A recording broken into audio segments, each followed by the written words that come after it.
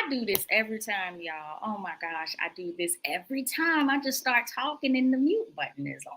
But anyway, thank you all so much again for being here on Shaking Up the Algorithms. It's your girl, Miss J, all day, and we are here for our first night of the women's session, the Sista Circle. And let me tell you, this is a circle of powerful women tonight. And I'm super excited to have them on. I'm super excited to even have them on my stage, period. These are all women that I know. Oh my God, I just love it. I just love it already. So, with that being said, I want to again apologize for the delay tonight. Had some inconsistencies with an outage with the internet, but we're up and running. Thank goodness the internet literally just came on as soon as I hit the live button. So, God is good. Okay. So, so with that being said, I want to start bringing up my guest for the evening, and so that you can see this lineup of phenomenal women. Okay. First and foremost, we have one of Houston's own. This is a wonderful, how can I say? I don't even know how to describe her. It's just no words to describe her. She's just awesome at everything that she does. But she is also a podcaster, producer, and all of these good things as well. Let's bring up Rosalind Omaka. Come on up, sweetheart. Beautiful, beautiful. Next up, we have awesome woman of God, one of my good friends, and you've also seen her husband on the show as well. So let's bring up Apostle Maria Henson. Next Hello. up, what happened, Maria? We got to fix your camera. But other than that, let's move on to the next person. We have this woman. I'm gonna tell you, I've been rocking with her now. It's been at least about, I want to say 5-6 years. She started off as a business mentor and became a supporter and became a friend all at the same time. So let's bring up the one and only Dr. T. Come on up, Dr. Tanya. Next up. Hello.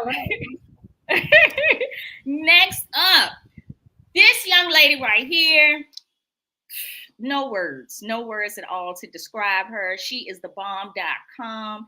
If you are having issues in your love life, you need some more intimacy in your life, this is the young lady that you need to talk to. Let's bring up the love coach, Tosh Johnson.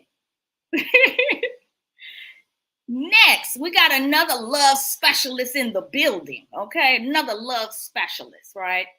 This woman has been a coach for at least about the last 10 years, trying to rebuild people's relationships, marriages, and getting them ready for marriage. And so let's bring up this young lady as well, my girl, Kim Love. Come on to the stage. Next up, ladies, next up. Okay.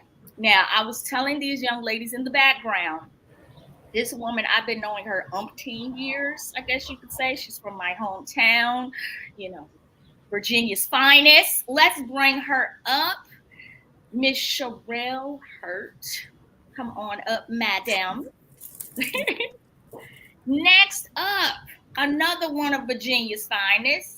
Love this young lady. She is doing an awesome job with her foundation as well, helping other women and equipping other women that have suffered from domestic violence. So let's bring her up as well. The newlywed, Miss Sonia Cartwright.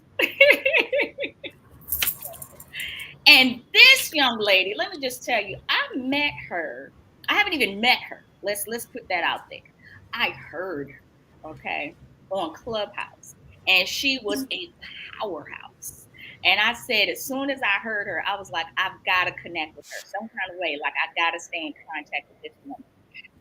Let's up the phenom, Miss Elizabeth Morris. Welcome, welcome, welcome. Oh, that's so sweet. Thank you. And lastly, I'm going to bring up my girl here.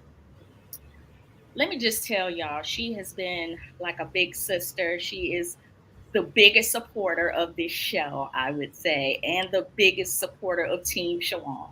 So let's bring her up. Miss CC, CS Realty Realtor CC Smith. Come on up, ma'am. Thank y'all, ladies, again so much for being here. This is definitely, oh my God, words can't express you all being here. But what I wanted to jump into, because like I said, we just finished a men's segment and we had men of all different ages, all walks of life on here, just kind of having that intimate space where they could talk about manhood, give their viewpoints on certain things regarding relationships and things of that nature. So, because that was so powerful, I wanted to do that for us as well. So tonight, I definitely want to touch on a couple of topics, right? One of them being what constitutes or what are the makings of a good woman? And we hear this all the time. You know, we look at ourselves and we're like, oh, yeah, we're great women. I'm a great woman. But everyone's definition of what a good woman is different. And I feel like it's important that we have this dialogue so that other people will kind of know what women actually think. You know, people don't know unless they ask. So, with that being said, I don't know if we want to go first, but I definitely want to get everyone's feedback to kind of find out what is your definition of what you think a good woman is, and then we can kind of piggyback or move on from there because I also want to talk about not just the definition per se, but what are some of the areas that you see as women that we are lacking or that we can do better in. I can honestly say for myself, I've had to go through some tumultuous times in order to get to where I am today. But I've learned a lot along the way, and I've learned some of the areas that I needed to correct, even when I communicated with my partner or communicated how I felt without being, excuse my language, but without being bitchy. You know what I'm saying? Coming off in a loving tone, you know what I mean? But still getting my point across. So those were some things that I know I personally had to learn. But again, I want to hear from everyone here. Now, I think I'm gonna just pick somebody because I already got somebody in mind. So I'm gonna start with Kim Love. Go ahead, Mr. Love. Go ahead and let us, Hey, hey, hey. First, Shawan, let me say this. Thank you so much, sweetheart, for allowing me to be on your platform. I think that this is going to be an amazing meeting of the minds. The making of a good woman, in my humble opinion. Can y'all hear me all right? Yes, ma'am. Is it breaking up? No, ma'am. Mm-mm, you're Oh, good. okay. I hear it a little bit in my ear. So I think the making of a good woman is that a good woman is someone who has not let life defeat her, who rolls with the punches, who learns, who uses each and every opportunity, experience to grow her, to mature her, use it as stepping stones, if you will, to learn how to become everything that she may have thought that she was, but she wasn't. And now I am becoming the woman so that I don't make those same mistakes again. So there's a lot that goes into making us who we are, and it's individual for each one of us. But I think that each situation, while it doesn't define us, it can definitely help us to become better. I love that response, and you're right. That goes into a woman's fortitude and her resilience. You know what I mean? To be able to Yes. overcome certain trials or obstacles that she may face. I can attest to that. So, So, is there anyone else that has someone of a different scenario or opinion? Sherelle, I'm gonna pull you up. Go ahead, sweetheart. Oh, you picking on me? All right. But listen, I've been through so many bumps and bruises and some successes and some joy, so I can speak on that. Thank you so much for allowing me to be on the platform with these awesome women. It's my pleasure, and I'm grateful. I think for me, I had to learn to show up Mm, in my authentic skin and know that that was totally okay. And that's harder than what it sounds because, mm, like she said, you constantly growing and developing. But to be authentic and true in that moment, in that time, no matter what's going on and who's listening, and not being a people pleaser. I was a people pleaser. yes. Being a fatherless daughter, I was a people pleaser for a long time. And I Mhm. just found my dad through ancestry with one of my line sisters that helped me a lot. That helped me feel whole, if you will, because that was a Mhm. piece of me. And so to show up as your authentic self, just like you are, and be naked and not ashamed, is amazing. It's powerful. And that's what I'm walking in. I'm toddling in like a 2-year old. You're not on daycares. So I'm toddling like a 2-year old in that skin now. And it's just amazing. And being, my children just left out the house from college. And so I'm enjoying myself. But it's always a journey. It's Yeah. every day, every moment for me is finding me and liking me, who I am, good, bad, and ugly, if you will. So Look here, I can definitely relate to that. I had to look at myself in the mirror a couple of times, and there have been many of those moments that I didn't like what I saw, you know. And it's good now that even though I know, well, I don't know if most of you know, but I'm sure you do because we all cool. But me going through my cancer journey, it really drug up a lot of unresolved issues that I had in my womanhood, in my walk, and it made me even reevaluate who I was as a woman. So I had to go through a really deep healing journey to even get to the halfway point. You know, I feel like now I'm at the halfway point. I'm not all the way there, but I'm at the halfway point. And I love it though. Like I love it. And with being authentic about yourself and walking in your truth as a woman, it gives you a certain type of freedom that you don't have when you still living in a certain type of box. I feel like being a yeah, people pleaser kept me in a box and it kept me stifled. You know, so now it's just I'm coming out of the shell. I'm coming out of my comfort zone. I'm doing things now that I probably would have never thought I would do 15 years ago. You right. know, but I'm loving it though. I'm loving it. I'm loving the excitement that comes with it. So thank you for that. I appreciate that. Absolutely. So, Miss Liz, come on with your beautiful self. Let me hear what you got to say. Take myself off mute. When I originally saw the title, I kind of laughed to myself and thought about the nursery rhyme, right? What a little girl's made of, sugar and spice and all things nice, right? Um, but when we think about what we're made of as women today, it can be affected by so many things Mhm. because we all come from so many different experiences. So the measurement of what is good to me, the measurement of what is good to you, the measurement of what is good to the men we associate with, right? And the society that sees us is also very different. So when I think about what would help us to be great, right, would be the ability to always be able to live in a pause. And let me explain what I mean by that. We have a tendency to be perceived as women as emotional and reactive, right? But if we as women were able to take the power back and take the pause, so before we blah, we think because we're very intelligent. And if you were to look at our minds as women, we have an ability to do so much more in many cases than men can do just because we're wired that way. And if we were to take our ability of intelligence, it would allow us to really think about, okay, in this moment, how do I want to posture myself?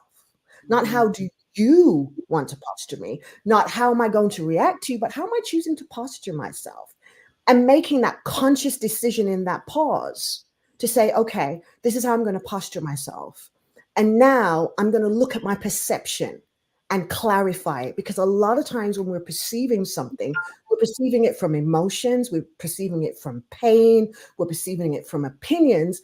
But what is it really? What are the facts that are actually here? If we give ourselves an ability to just pause, even if it's like a count of 5, and then we have a response, we're going to end up being the women we truly want to be. Because now I am presenting you who I choose to be, not who you're triggering. And I think that's where we've got to get to as women, is not to be presented as the triggers of everybody else's emotions, but who do you choose to be in this moment, and getting good at being who we choose to be, because then we'll have the actual outcomes that we want. And it will mean we won't have to say sorry so much. Now, I love how you said that. And at the same time, I think though that comes with a level of maturity, even within the woman herself. Because a lot of times when you have constantly been in situations that may be unhealthy, could be toxic, and this doesn't necessarily mean in a relationship. It could be just environmental things. It could be your environment. It could be your family. It could be other relationships that you have. But when you find yourself consistently in this cycle, sometimes it's hard for you to break that cycle, or to even know how to break that cycle. And it takes a level of maturity to say to yourself, I deserve better. But if you don't believe in yourself, you can't even get to that point. You know what I mean? This whole thing on self-love, when you look at the number one topic that's searched on the internet, is actually self-love. Mm-hmm, Right? There are so many people trying to figure out, how do I love me? Because if nobody's ever taught you love, you have no idea what that even should look like, right? Everybody just got a view of it. But I think this fabulous thing we have the ability to do as humans, whether we're male or female, is to inspect and adapt. And if we get better at not judging ourselves, because there's days I'm going to be like, not the person I'm really choosing to be, but I can take that moment and say it was still part of this journey to this better me. And every day we have to inspect and adapt, and we have to give people the room to do that. So the people we can influence, young women, young girls, teenagers, little girls, when they're having moments, let them know it's okay to have a moment, honey. It's okay to have that moment, but stop for a second and think about, how would you like to feel instead? And give them that space, because it's not an overnight thing to create the women we want to have in our communities and in our world. It's not necessarily starting with women who are as old as we are, right? It's starting with the generations behind us and the grandchildren that we can influence. And that's where we're going to be able to really affect change, because they haven't been molded yet. We're trying to remold something that's old. It's not that it's impossible, but it can take longer, because you need somebody to acquiesce to doing that. A little child is always open. So I think we really have to reach back to begin to change tomorrow's going to look like. That makes sense. That definitely makes sense. Dr. T, what's your perspective here, ma'am? Good evening, beautiful ladies. Good evening. Good evening. I am honored to be on here, Shawan. I thank you so much for the invite. Thank you. I want to piggyback off of the beautiful young lady that was right before me. It's a couple of things I do want to say. Your question was, what makes a good woman? And I think that's subjective based on, the answer to that is subjective based on where you catch me, what season you caught me in. When I was a lot younger, I thought, a good woman was this. And then life teaches you some things and you mature a little bit. And then, okay, now I think a good woman is this, right? And so for me, I believe a good woman, for me to feel like I'm a good woman, or believe that I'm a good woman, I think it's very important that I am open and not judgmental. There was a season in my life I was real churchy. And if it wasn't this way, and this way, it was an issue, right?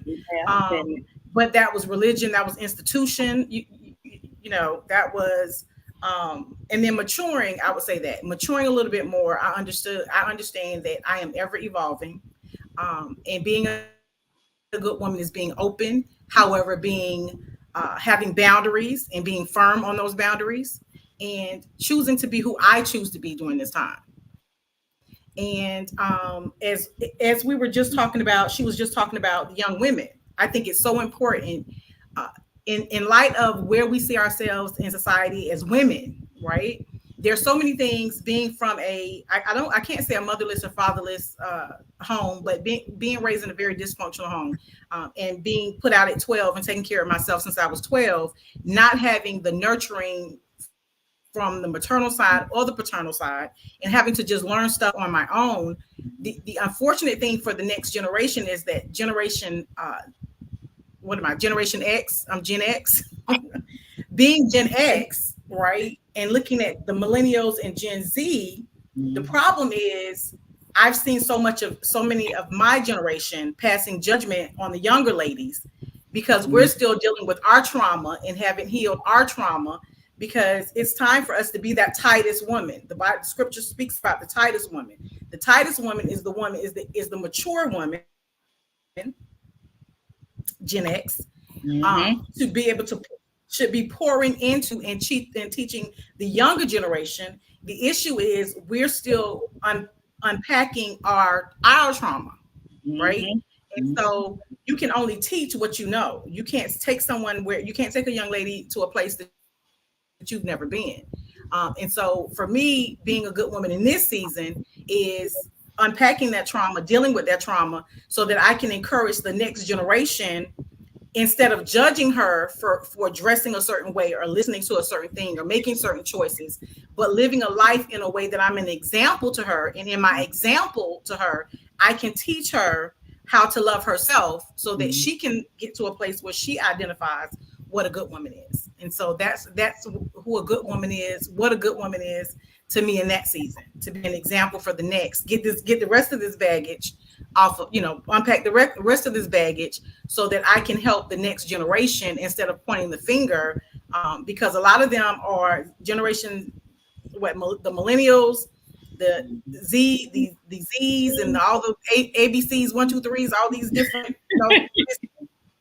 I know as Generation X, I bled on the next generation. Yes, ma'am. Yes, okay. Ma'am. I bled on the next generation. I have to accept responsibility for that. Yep. And not only accept responsibility, ask for forgiveness and give them grace and ask them for grace, but do the work that's necessary so that they don't find themselves when they get to our age not knowing anything, because we did not want to face the trauma and unpack that stuff, heal, so that we can now direct them in the right direction. So that's my seat. That's where I'm at in this season of what is a good woman, being an example to the next. Look here, Dr. T, you was telling my story right there. You was telling my story, and and that is so true. And because I'm a part of Gen X too, I just feel like I don't know what it is about this generation, but I think we've had the most traumatic stuff to happen in this generation. We are the products of children where families were broken. So it's like now we're at an age where we're having to try to redefine who we are and rebrand ourselves, because we grew up believing one thing and now we're realizing those things don't apply, or they don't exist, or they never did. I know for me personally, I felt like so many times I believed certain things that were projected on me from other people. These were other people's thoughts. Oh, well, you can't be good at this because it didn't work for them. Or you can't do this because it didn't work for them. Or you're not going to find a good man because it didn't work for them. You know what I mean? So I had to now come to this place where it's like, wait a minute, I can't believe that. That's your experience. That's not mine.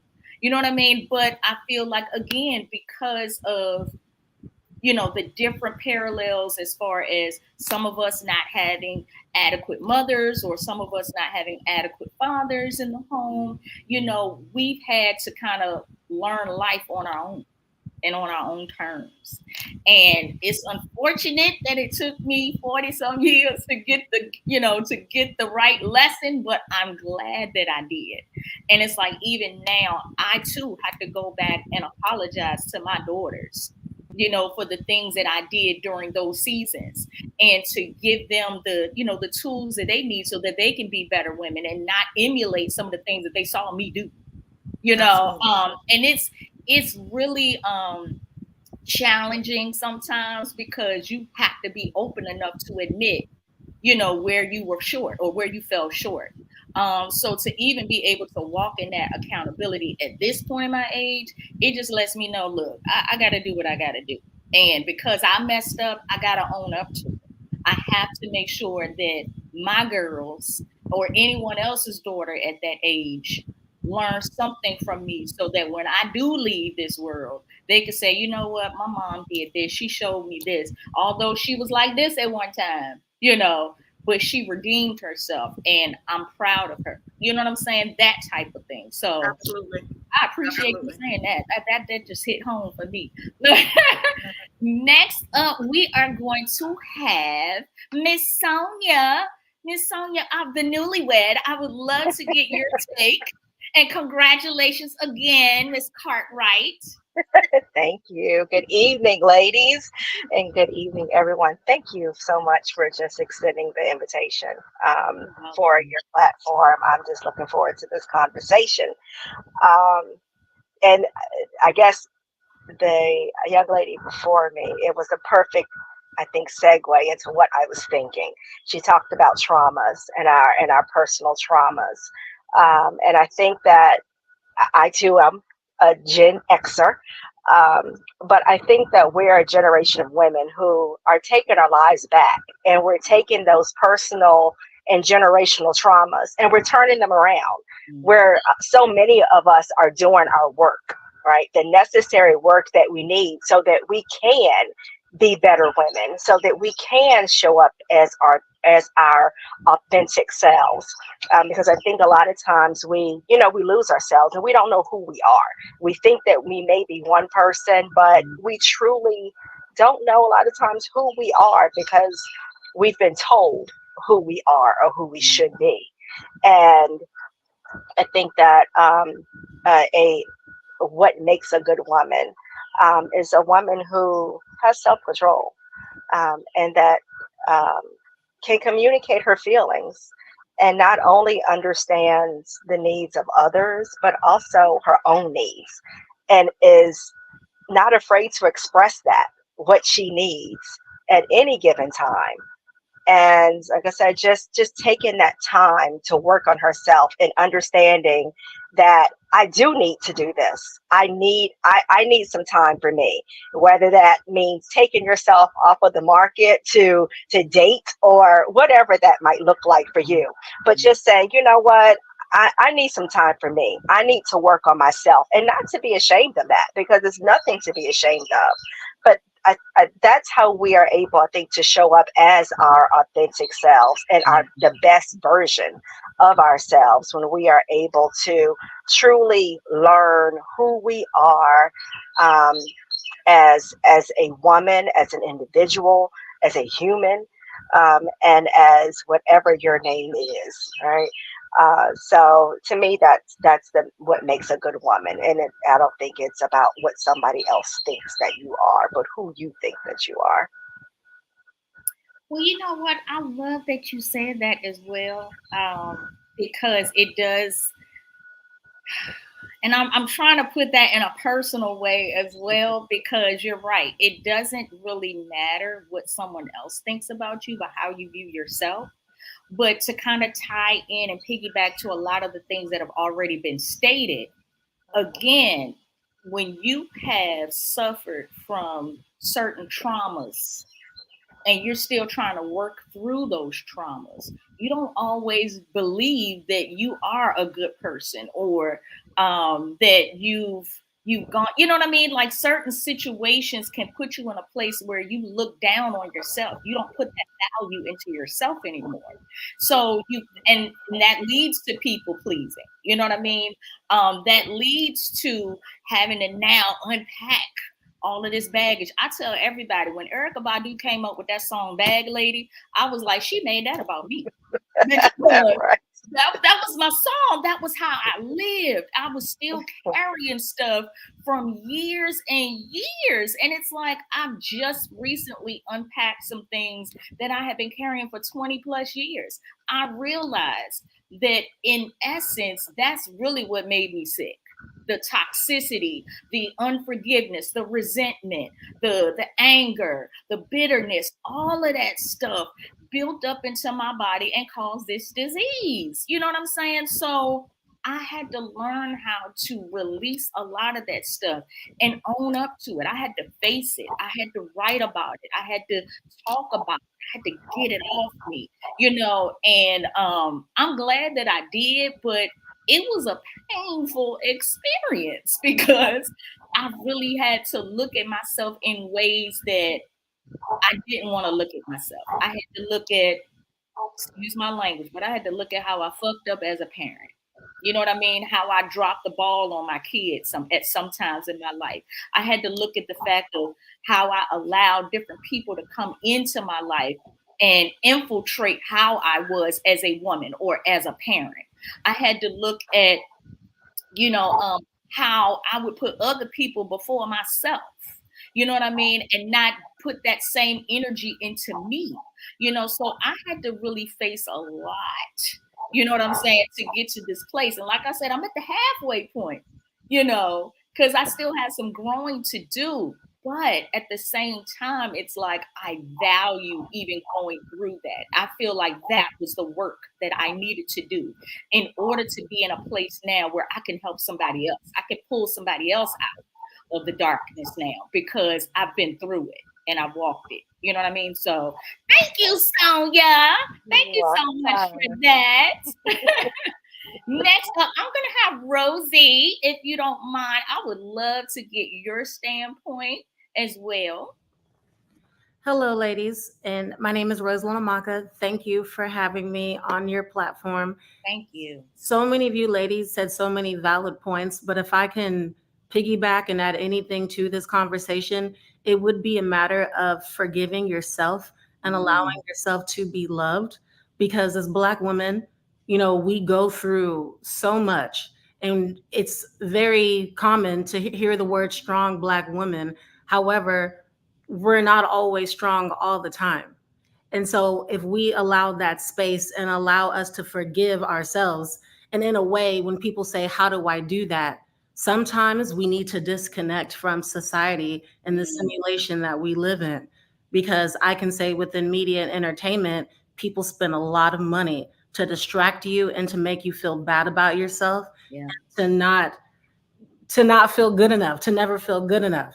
And so sometimes taking that moment away from the digital world and I know it's hot outside, but just going outside and just being connected with God and nature, and to just practice stillness and listen. Like if you can't do anything else, like that's the one thing, if I can recommend to somebody that's listening, if you are in a crazy household with chaos, or you don't know where to go, try to literally distance yourself, break away, and have that moment and try to just pray. And even though you feel like maybe God's not listening, he's there.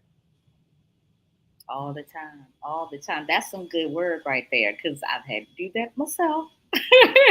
So I can totally attest to that. And it is so much helpful when you can actually center yourself and find that peace within. It allows you to be able to move even in chaotic situations and not be phased. So it is definitely a blessing to be able to, again, find that center, find that place of peace, so that you are not swept up by the chaos or the drama or whatever it is that's going on around you. That's really, really good. And if I can say just one more thing that I'm just thinking of, sometimes when people are not really sure, how do I love myself? It's almost like you have a best friend or a friend that's next to you, and someone's not really treating them nice or talking to them nice. And you're like, why would you let somebody talk to you that way? We have to do the same thing with ourselves. And sometimes we're in the motion of our every single day, environment, and we may not know that someone is either speaking life into us or the exact opposite. So being able to recognize the two and taking yourself out of those situations and slowly distancing yourself away from those people that are not helping you when it comes down to self-love. We are vessels. Definitely, definitely. Love it. Love it. Next up, I am going to have Miss CC. Go ahead and let me get your input as well, madam. Hello, ladies. Once again, Shawan, thank you so much for allowing me to speak today. I think a lot of things that we didn't say, I love everything that the lady said, but what I think a good woman is just embodying the qualities of just being kind, being compassionate, having integrity, along with being resilient. For 27 years, I was married, and it felt like my cup was always empty because I was just pouring it into my kids and my husband. All I did was give kindness, and I never received it back, right? So it's like what Rosalind said, if someone is not kind to you, you have to speak up and say, hey, this is not right, this doesn't feel good to me. So I think those things, when you have that self-worth of yourself, it lets people know, look, she is a good person, but she is not going to allow me to walk over her. She's going to, you can tell that she loves herself. You can tell that she just embodies all the qualities that she wants to receive from other people. And if others can't reciprocate what you're given, then you have to remove yourself away from them and just not deal with them, period. So that's my definition of what a good woman is. I agree with that as well. That kind of ties into what Dr. T was saying about having boundaries. Because when you are in a healthy space, you can actually create that foundation for yourself so that other people will know, hey, I can't do that with her because she has a certain standard for herself. You know what I'm saying? So I appreciate you saying that because that's definitely something I would say a healed woman would appreciate. When you're wilding out, you don't have a clue as to what a boundary is. You don't respect a boundary. You know what I mean? You don't respect a boundary. So it's like when you get to that level of maturity where you understand how important that is for you to even have peace within yourself, to love yourself enough where you don't allow certain people to treat you any kind of way, then it changes the whole game. You know what I mean? But again, it takes a healed individual or someone working towards their healing to even be able to appreciate that. But next up, I would love to have Miss Tosh. I would love for you to expound your experience on this comment or this question as well, ma'am. Hey, ladies. Thank you so much, Shawan. Everybody had good points on being a good woman. And one of the ones I want to piggyback on is Dr. T and what CC just said. Self-love is just an important thing that we need for ourselves, to forgive ourselves, like Miss Rosalind said. Forgive us because myself, I was molested by a family member when I was young. So in that term, forgiving myself because that was not my fault. Understand what I'm saying? So self-love, setting boundaries, and then growth, the maturity that we have, that we come along with as we grow, because I'm not the same person I was 10 years ago, 15 years ago. We evolve each year when we move forward. And if we can forgive ourselves and love ourselves, self-love, it really changes the inevitable. It really does. So I had jotted a few things down, but I done lost my my friend was trying to get on and I done lost my notes. So really, being a good woman, we all are good women. We can't change. We women, we born good women. And like we said, with what we're taught the things. And when I got older and I was taught these things, I own my garden. So the things that I learned that I didn't like, I pick those roots out, take those out, and blossom with new ones. So we do things for ourselves. And once we start to grow and evolve, that garden becomes a rosebud, right? So, like I say, self-love, growth, maturity, and confidence. I'm confident in me. Yes, that happened to me, but that's not who I am. That doesn't define who I am today. So being confident in who you are, and like Miss Elizabeth said, stop being a people pleaser. Or I think Sherelle said that. People pleasing, I don't give a F what people say about me. I do what I do because it's my purpose. It's my God-given talent. Because just like Miss Kim, she's a relationship coach, and Miss Henson is a marriage coach. We have different things. We can teach different things, and you might get it like the same version, but we each are different individuals, so we each teach different. So I don't care what people say about me. I've learned that, and I'm with that. I'm confident in me. That's all I got. No, But that was I just really have to good. say, That was really good. And you're right. It really boils down to loving yourself, how you view yourself. And again, this is why I wanted to do this show, because there are so many women, whether they're Gen X or whatever their age range is, there is a lack or a disconnect when it comes to really valuing who you are and being true to who you are and walking in your authenticity. Sometimes we may run across or come across different scenarios or situations in our lives where we may not have met the mark, but now you're putting yourself in a position where you are now downgrading yourself because you didn't meet that level of standard, or you're comparing yourself to someone else. I just had a conversation earlier today with Cece about that. Sometimes I even find myself comparing myself to other people. Oh, well, they did this way. I should have did mine that way.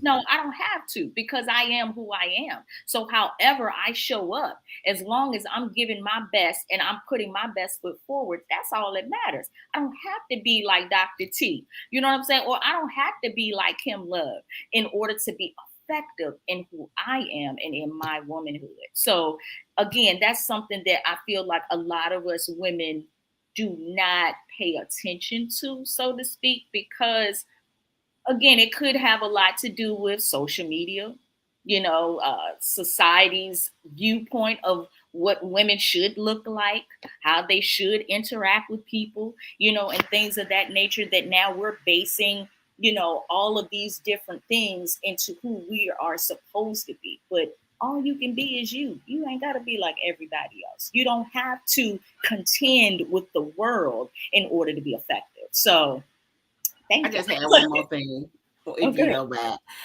And that being confident in who I am helped me to write my journal, falling back in love with myself, finding my way back to me, because I had to do the intense effort, put the effort in, put the work in, and get to know myself. So it really and truly helped when you journal. If anybody needs some help, journaling helps a lot. It does. And thank you for that. And what I'm going to do too, because it's so many of us that are authors and we do other things. I want to get all of your links, because I want to put that into the YouTube page, information, so that people can reach out to you and support you even after the show. I feel like that's important. We each have our own set of knowledge and our own set of experiences that can help and bless other people as well. So, with that being said, I want to bring Maria. Maria, I would love to get your point as well on this question. Blessings to all of you women. And shout out to my husband. I know he's watching. Love you, babe. So I just wanted to, the first thing I thought of, yeah, shout out, babe. When I thought about the word good, right? The word good, I had to go through to the genesis of it, literally, right? Because when God said, I made this, I made that, and it was good. I made this, I made that, and it was good, right? And so I had to go back to the beginning. And so when it's Tove, right? And that encompasses beauty, it's life-giving qualities, it's moral goodness, it is harmony with God. So how Uh-oh. Okay, she will be back on, ladies, hopefully. Oh, she was getting into the groove. I'm telling you, the enemy ain't like that response. He did not like that. Okay, well, we're gonna wait for her to come back, but in the meantime, I want to touch on a few things as well because, like I said, these responses has brought up a lot. Here she go. Hold on. Come on up, Maria. can you hear me? I can hear you. Okay, sorry. We have a rainstorm going on here. Okay, so we have a storm going on here, so forgive my all of the things happening. But how can I define what is good at all until I get what God's view is? How do I even know what good is without, and if he's the one who calls me good, if I'm not in harmony with him, how do I even have any sense of balance, anything to gauge what is good? And I think that's one of the problems with the world today. Everybody has their own definition of words. When if we go to what we've been created to be, if I go to God and I say, who am I, what is good to you, then that's the marker. That's how I gauge my life. That is how I can say, Lord, if I don't know you, I don't know what is, I don't know who is good. I don't have anything to show me what is good. And so for me, my marker is God. My marker is he is good, and he said that I am good. And because of that, I have to live in harmony. I have to live with a sense of beauty. I have to live with a sense of honor. I have to live with a sense of respect. I have to live under his under what he says is good. And so that is how I gauge what is good. And so it's wonderful to have different experiences. But for me, if I am not rooted in Christ, I don't know what good is. I don't even know how to be good at all if I'm not rooted in him. And I'm glad you said that as well. I mean, having a spiritual connection and a relationship with God really does help to bring forth the healing in which you need, right? And again, a lot of women are not, I don't want to put it, that's a whole other topic. I'm going to just say this, but I'm going to put it out there, right? It's a lot of women that I know, and I used to be one, right? You go to church and you learn all of this word, but you don't apply none of it. You go on a Sunday and you getting the spirit, and you feeling great, and you hearing this message, and then by Monday, that thing done died off and you back to where you were, right? So it comes again to a place where you are not just mature, but you are at a level in which you really do want better for you, right? Some people don't know where that line of good really is. And yes, if you start at the beginning, God created everything good and well and within his likeness.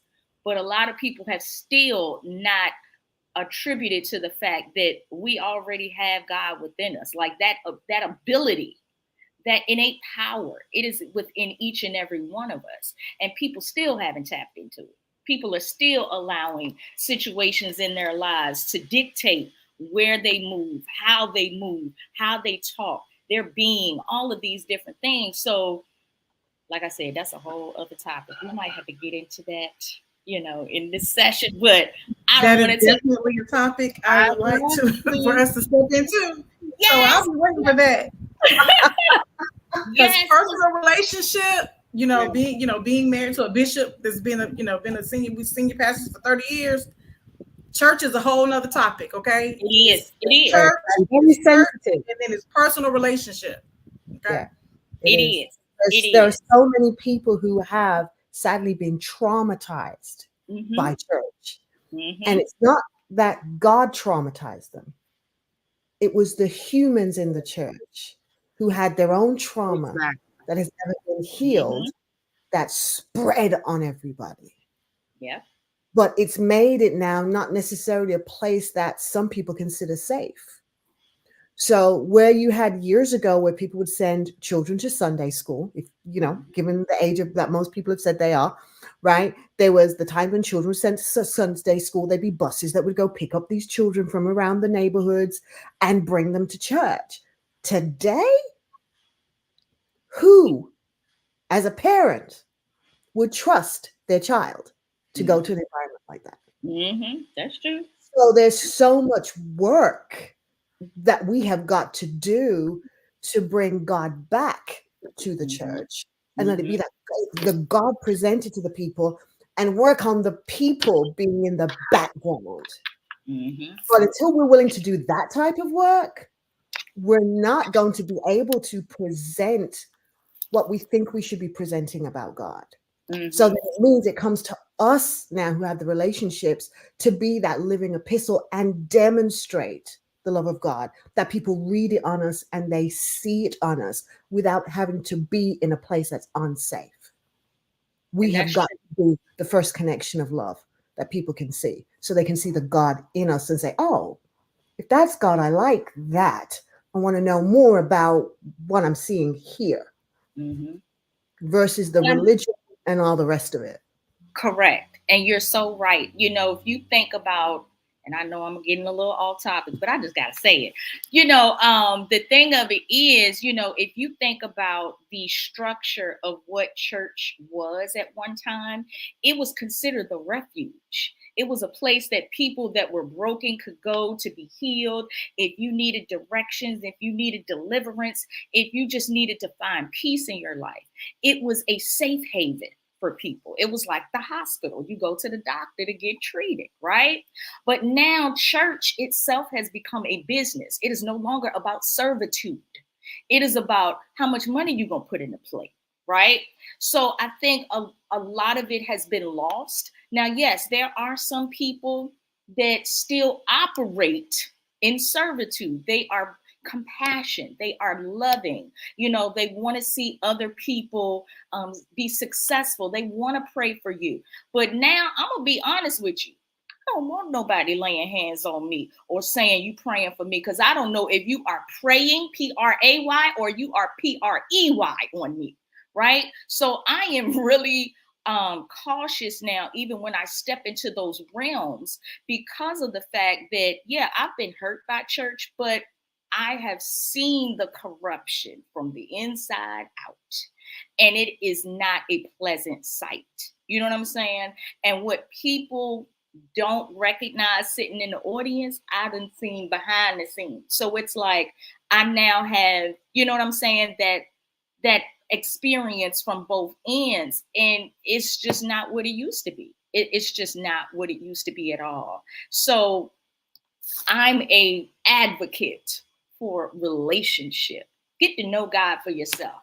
Don't go to a church listening to someone else's interpretation of what they presume God is, or how God should be, or how God moves in your life. You got to know this for yourself, and then apply it so that other people will see the God in you. You don't have to go around Bible thumping. You ain't got to go around, overly persuading people to believe what you believe. When you walk in who you are and the authenticity of knowing that God is with you no matter what, that light, that aura is gonna be shown throughout. You know what I mean? You don't have to speak that. You don't have to project that. It's already there. People are gonna see it as soon as you walk in the room. It's gonna speak for you. You know what I'm saying? By your everyday actions, right? Exactly. You know what I mean? So yeah, we definitely got to get into Exactly. that. But The Shawan, scripture says, study to show thyself approved. And I think we've gotten so far away from being in a place of studying the word for ourselves that people can tell us anything and we take that as the gospel. Correct. Right? Because I believe the Bible is a mirror. All right. When I believe that when you open up the Bible and you begin to seek the face of the Holy Spirit, he will reveal himself to you specifically. I can take a scripture and interpret it one way, have a revelation of it one way for the season that I am in my life, but you may interpret that same scripture in a different way for the season that you have in your life. So I'm an advocate. And when my husband and I, we're still newlyweds, I guess you can say. So I used to ask my husband all the time, "You sure God told you to marry me?" Listen, I was in senior ministry as well, but he had been a pastor for decades. But I believe in a personal relationship, and in order to have a personal relationship outside of church, we have to be first in Bible teaching churches that the leadership releases us and first and foremost teaches us, and then releases us to learn scripture on our own, learn the Bible, study to show thyself approved, because we should not be making any man or woman an idol. Therefore, that's why I believe we feel I've been hurt in ministry, and as a parishioner and as senior leadership, right? As you said, being behind the veil. But when you are in a Bible teaching ministry, when you're in a Bible teaching church, and your leaders are teaching you the word of God and ushering you into a position to study the word for yourself, then you're quick to understand that it's not God that hurt me. It's not God that's out of order. It's people that's out of order. It's people that miss the mark. And so I think in this season, for a very long time, we've been in a season of idolatry, pretty much. We put men and women of God on pedestals. And then when they showed us who they were, which was human, right? Now, oh my God, the church is this, the church is that. No, the church is not. You understand what I'm saying? But as I said, that's my street with relationship and church. So I would digress and put myself on mute, because for me,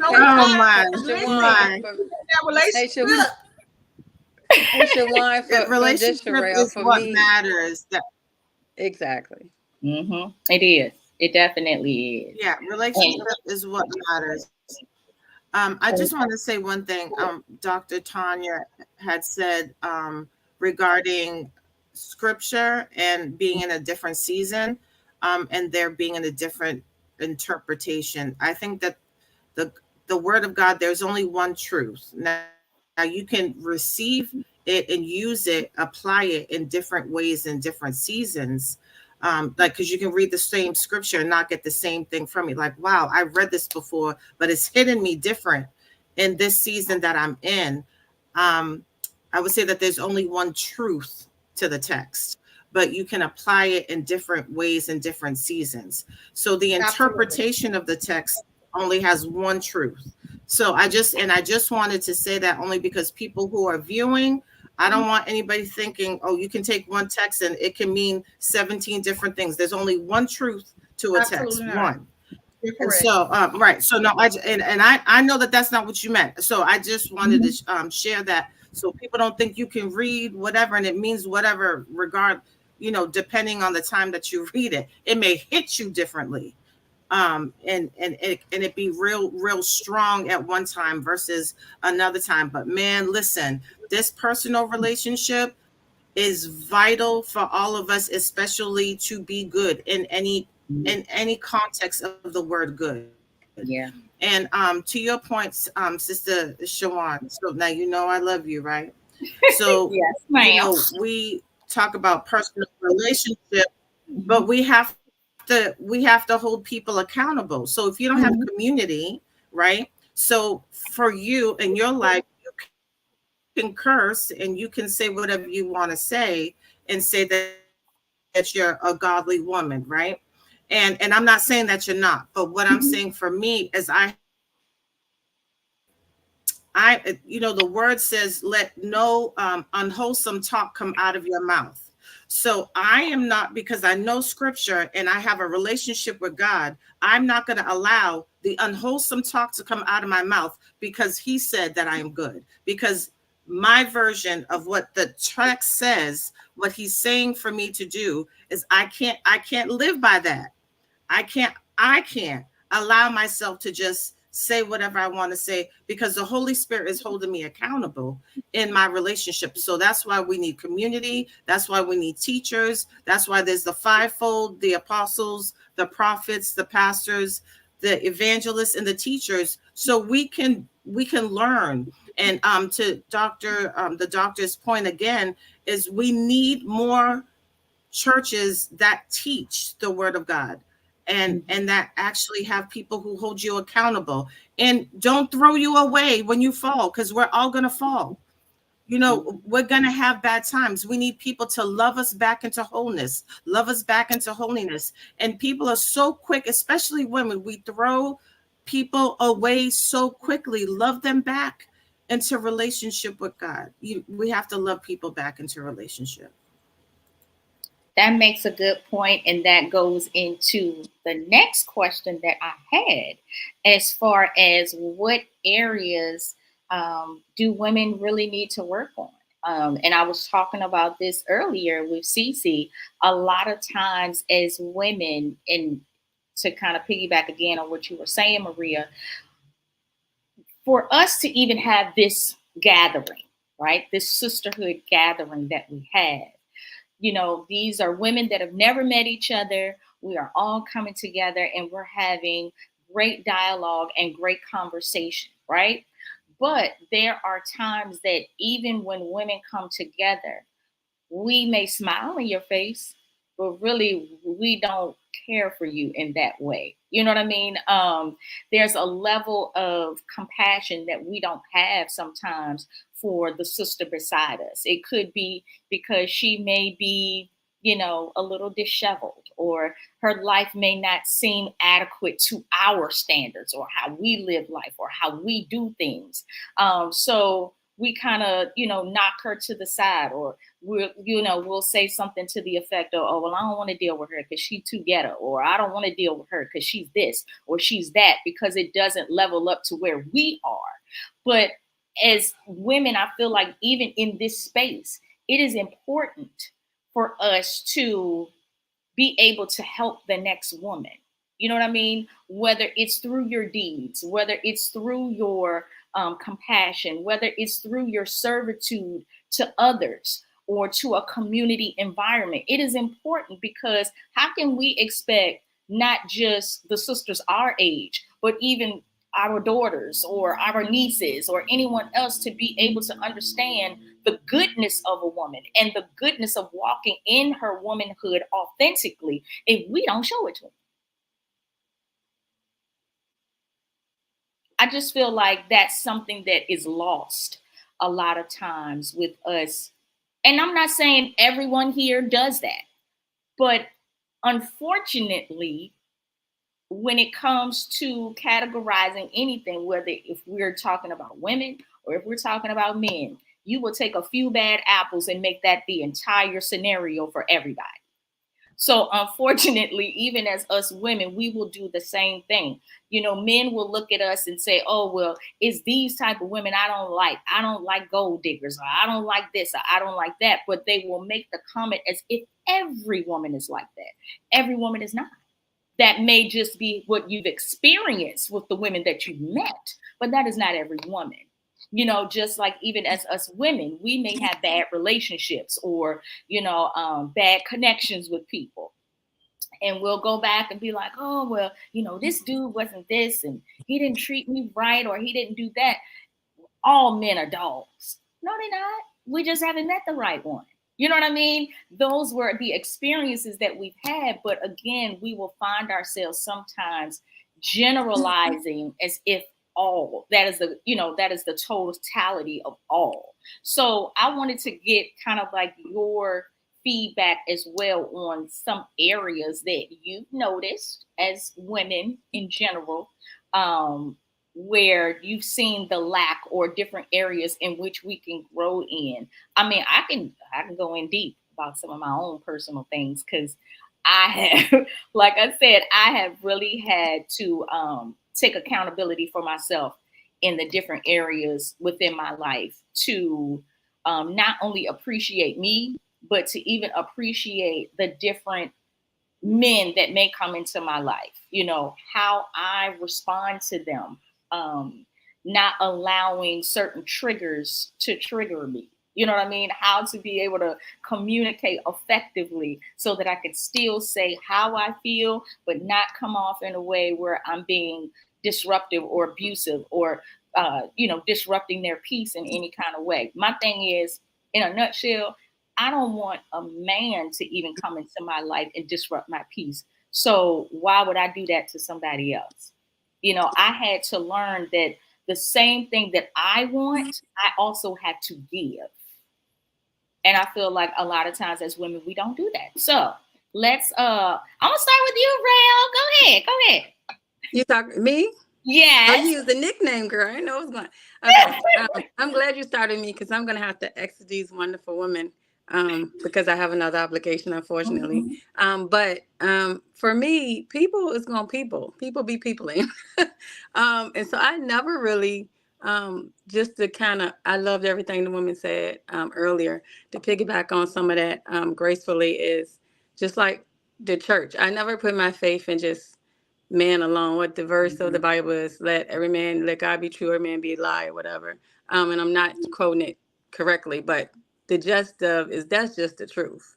So when we talk about improving ourselves, or for me, speaking for myself, I think to the point that, and I can't think of her, I can barely see my screen because I'm using my cell phone. But what she said before, the awesome lady that spoke after me that talked about taking the pause.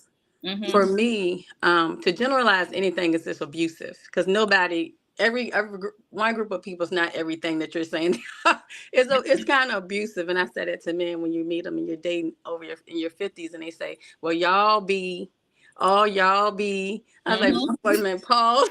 I don't know who y'all is. I'm sorry. And I correct them in that space, me being authentic me. Normally I'd be like, oh, he just, in my 20s, he just, oh, he need hit. Well, it's not my job to heal him. But saying that emotions, so taking that pause and not being that emotional person God made me to be for special circumstances like my children. Or when I used to do social work, Shawan, I was your family community worker, and that's how we first met. I authentically have that gift of wanting to build. Yeah. And at first, I didn't know why I was a teenage mom. I knew it was reasons I chose and why my life was like it was. But it afforded me the right to have experiences that I can say, I know how you feel. I can truly say I empathize with you. I can sympathize, but that'll be in a bad spot. That'll be in a sad spot. Let's move to empathy and let's build from this place of this strong foundation that you learned something. And let's do it together. And I like the idea of building women. And so for me, my growth space would have been, and still is as we continue to grow and become, that emotional part that God put in me that is kind of tender, and I give it to people that are not worthy. And so setting those boundaries and things like that has been so freeing, even with my kids. I mean, my son knows how to just go in on it. And I just love him to death. Oh my God. Love him to life. But that being said, I've still in his 20s, I'm setting those boundaries, and I noticed that he loved me more and respect that because people want to grow and go up and incline. And so doing that, you're doing something for yourself, but also people, as someone said before, respect it more. And you can grow people in yourself in that space because it's a great space to be. It feel kind of wonky at first, you're toddling, but it's amazing to be there. It's joy, it's peace, it's harmony, it's love, it's guidance from the universe, from God, or whoever you get your direction from. And it's just great. So I wanted to say that, and I want to do an exit stage left. I have to go, but it's been amazing to being a part of this village, and I'm so grateful. I'm grateful.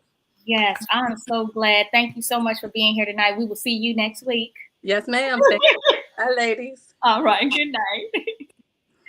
Next up, I am going to have Miss Sonia. I would love to hear your stance on this as well, ma'am. Well, so can you give me the question one more time? Yes, the question. No problem. The question is, what is it that you think that women are lacking, or that women need to, reevaluate about themselves or about other women? You were talking about us passing judgment, or some women passing judgment on one another. And I know I hear a lot of women do that. or talking about another woman. I remember some years ago, a friend of mine, we used to hang out like all day. We were both entrepreneurs and just kind of out, out every day doing our entrepreneurial thing. And we made a pact with one another. And instead of saying something negative about another woman, we said, okay, if we see someone, we're going to choose something about that woman, whether it be their earrings, their shoes, their hair, something to uplift versus tearing down, right? And I think that we do that a lot. We'll say, oh, well, why is she wearing that? Or that doesn't look good on her. Or, just certain things that we say to tear another woman down. And they might not even know that we're saying it, right?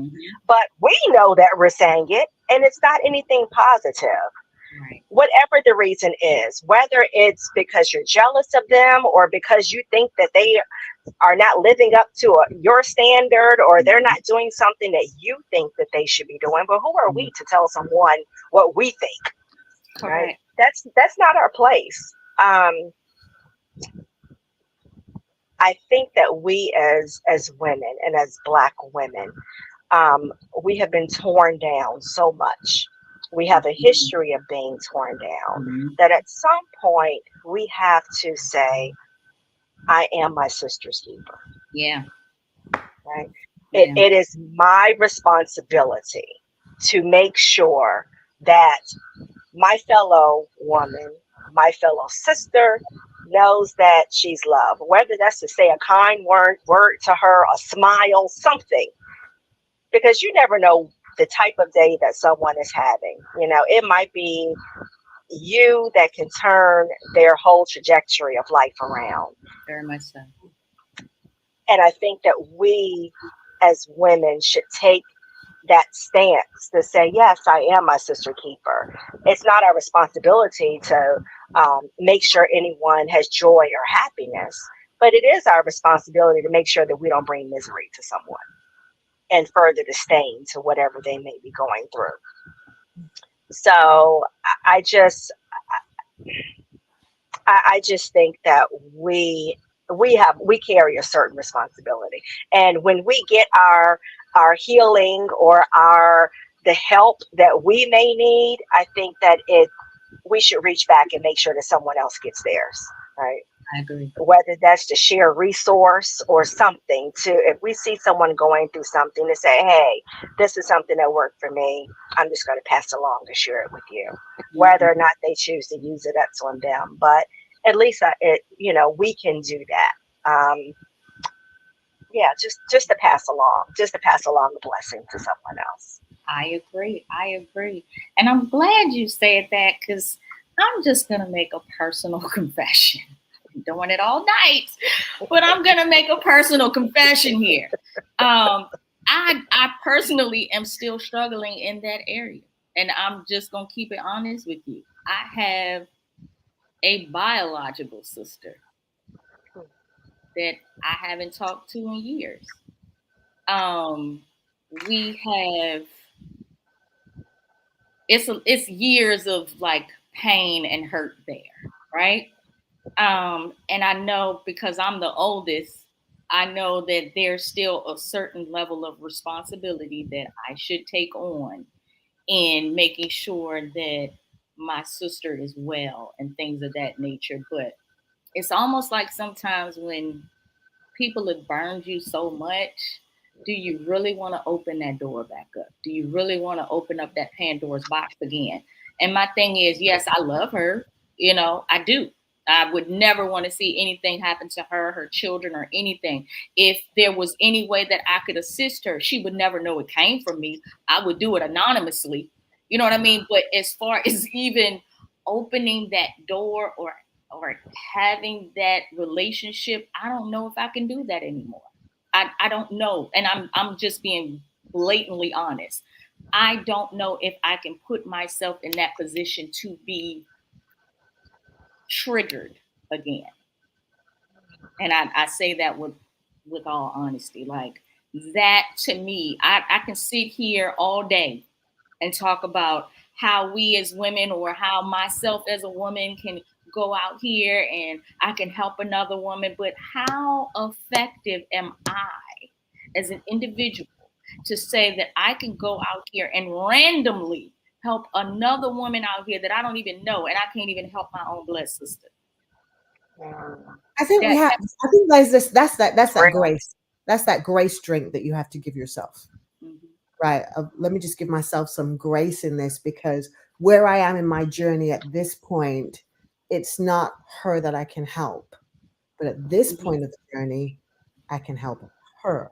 Help this person at this point of the journey, right? And it may take me a little bit longer to get to the point of my journey where I'm okay to be helping somebody I love, even though I know there's going to be like this, so you're going to have to go, oh my God, it's too tiring to do all of that.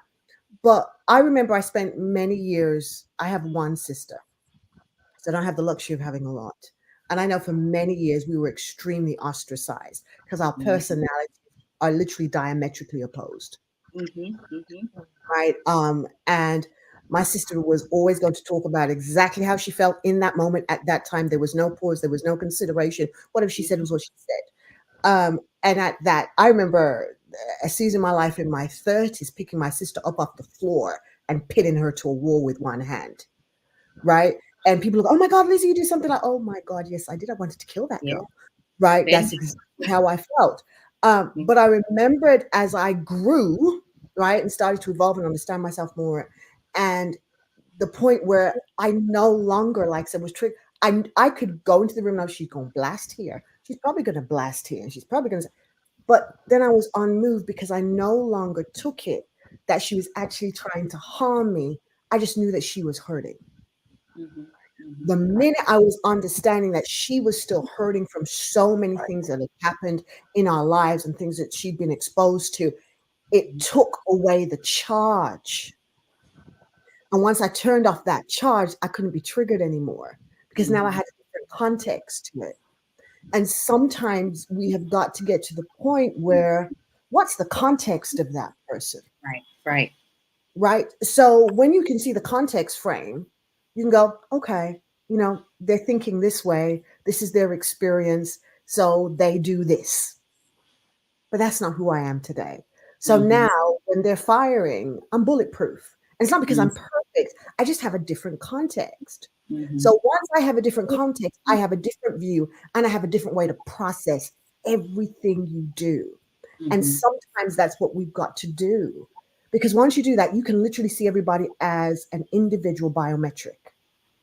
My biometric is mine. Your biometric is yours. It is not my responsibility to transform you. It is my responsibility to transform me, work on me, grow me. The more I grow me, the more I'm able to love. And I love you without trading love with you. See, because we're in trades. If I do this for you, what are you going to do for me? Well, I did this for this, and she never did anything for me. Well, why were you trading? You've got to get to a point where you've chosen to be who you are to whoever you choose to be, right? And it's not a trade. The minute you get out of the trade game, I'm not disappointed. I have no expectations. This is just who I choose to be. And you meet me today, you meet me tomorrow. This is still who I choose to be. So I can be that person, right? And choice is a big thing. It's the master key. It's why you can put somebody in jail. Look at Nelson Mandela. You can put a person in jail, but they're not in jail because they don't choose to be there. Correct. Right. And this is this mind that God gave us. When he made us in his image and in his likeness, we have him on the inside. It's a God thing on the inside. Can you affect God to shift him? Like he's going to change his personality for you? No, you don't do that. And that power is on the inside of us. So we can choose what we choose. God gave us this power thing. We don't realize how powerful choice is. And the thing is, most of us feel like we have no choices because other people have keys from us, right? They've got all these keys and everybody's got keys and they're unlocking this. And no, take your keys back. I'm going to choose who I want to be, regardless of what you say and what you do. So I show up as my choice. And that's what we've got to empower each other. What's your choice? Is this who you really choose to be?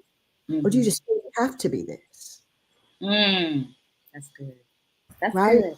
I love that you said that. It resonates with me. You are allowing that person to be who they are. You're not even trying to change them. It's all about you. You be who you are and allow them to be who they are. You're not trying to talk to them or put in anything about how you feel they should be. I'm allowing you to be who you are. You allow me to be who I am. I love that.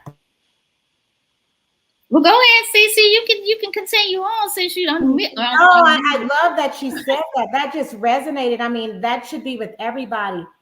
If we would stop trying to make people be something that we want them to be and just allow them to be who they are, but that doesn't affect us. We have to still have the God in us and be who we are put on this earth to be, which is kind, compassionate, respect each other, love each other. And that's all that we can do. That's it. I love that, Liz. Thank you for that. No, that was definitely good. And I mean, I know even me personally, it's just when it comes to that relationship with her, I've never really wanted to change her because you're right. I had to put myself in a position where I looked at where that anger or where that animosity was coming from. It was coming from a place of hurt. Um, to be a little more transparent, if you all were to read my book, God, Why Me? I talk all about it in the book. But the situation with my sister and I, we are 11 years apart. And I ended up becoming pregnant with my first daughter when I was 21. I was about to be 22. And at the time, little backstory, my mom was injured in an accident when I was 14. So she had brain damage and she couldn't raise us anymore. My grandmother raised us. And at that time, because she was so young, my siblings, they looked to me as the mom. You know what I mean? I looked like my mom. I was the oldest, you know what I mean? So I took on a lot of that responsibility, even helping them in school, things of that nature. But when I got pregnant, it was like, I think my sister was so hurt by the fact that now you're going to have somebody else and you're not going to be able to take care of me. And we got into a fight and everything. And, she kicked me in my stomach and was like, I hope your baby died. She was 10. Yeah, Kim, yeah. That hurt me. You know what I mean? That hurt me. And that changed our relationship. Even now, we have, since connected with each other throughout the years, but it's always been that has stuck in my head because how could you say something like that to a child that's not even here? How could you be so hurtful, to say something like that when all I've ever wanted to do was love you? No, I'm not your mother. And everything that I've done for you or would do for you is because I wanted to. It wasn't like I was obligated to do anything. I wasn't obligated to take her shopping for school clothes or take her to the park or take her to the movies or anything that I did. Go to her school, volunteer. I was volunteer with her classroom all day. You know what I'm saying? Like, I didn't have to do those things, but I knew at the time my grandmother couldn't do it. So somebody needed to, be there to be an influence for her. And yet and still our relationship has never been repaired from that. It's like the animosity just grew and it grew and it grew. And to be honest, even when I was diagnosed with my illness, I hadn't talked to my sister in like maybe 5 years. And she called me out of the blue. And she didn't say, I apologize. She didn't say anything. She just had a random conversation. And I had a random conversation back. I didn't make her feel bad or anything. But I hate to say it like this, but this is how I feel. She only called me because she thought I was dying.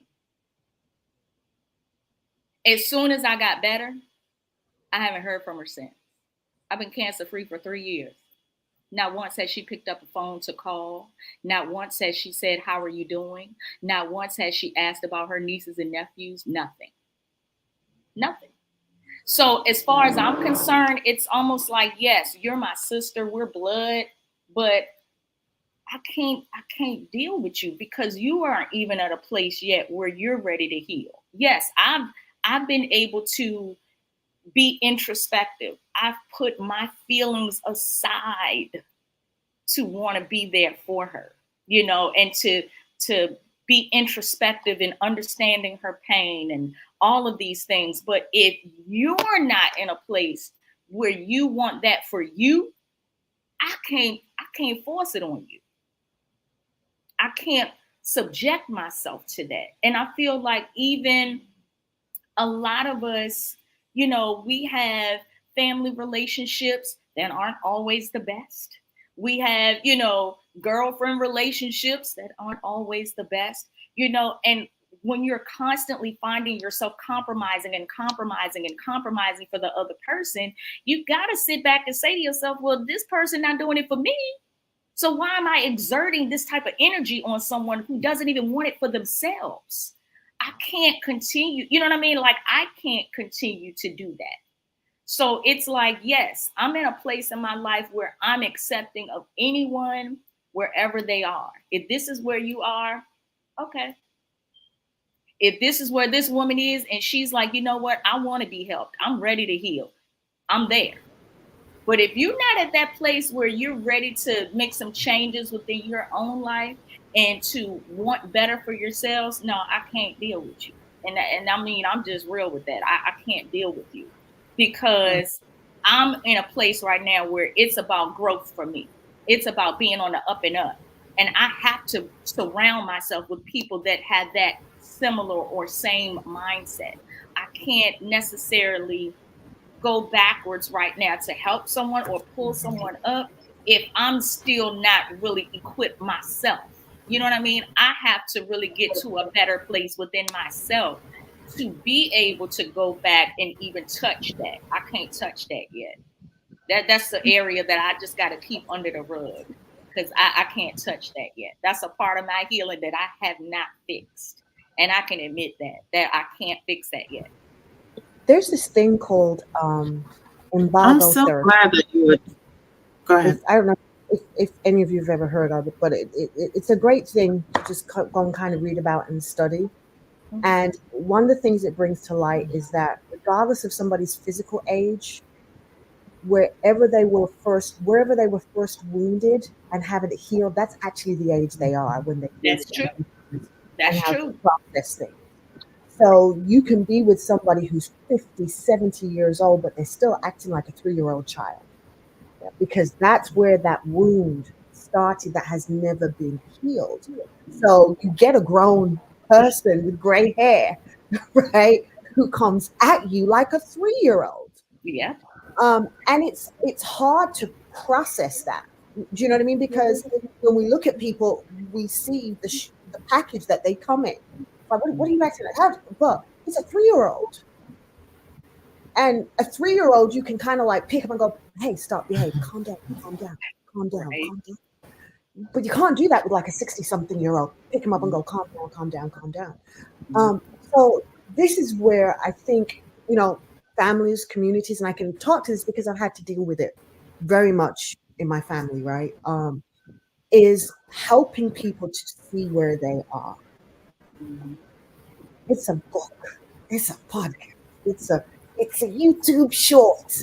Right. Oh my gosh, I just watched this and it blew my mind. I had no idea that I even felt this way. So it looks like it's you who's got the issue. But really, I know you need to hear this. But I need to make it sound like I got an enlightenment and I'm trying to share my enlightenment with you that, oh my God, I didn't know I was here, but this really helped me. Maybe it'll help you. Sometimes it's those little breadcrumbs that we can offer people who are close to us, because we're all in the same stages when it comes to families. We've had pains that are pains from each other, pains from the environments that we've been in, right? And then we go out into community at large, meeting people who came from other families where their pains and their issues, and we're just all banging up against different issues at different points in time, and it Mhm. affects who we are as women, right? It does affect us. There's no way to say it doesn't affect us, but it is that thing of, like you said, getting to that place where everybody starts to look inside. And why do I react like that when Mhm. somebody who's not related to me, I don't know, says that particular thing? Why did it trigger me? When you can sit with yourself and begin to unpack, which is why I think therapy and coaching is so very important. It's worth the It is. investment. So if you can find it free somewhere, get it. So somebody can walk you through your lifeline, Mhm. because our lifeline, there's lots of things that happen, and sometimes somebody's got to be able to take you back to the 3-year-old you, the 6-year-old you, the 8-year-old you, Mhm. and unpack some stuff. I remember I was getting married and went back home to England and happened to turn on a certain street, and all of a sudden I got this memory of being raped. I was Mm. 37 years old.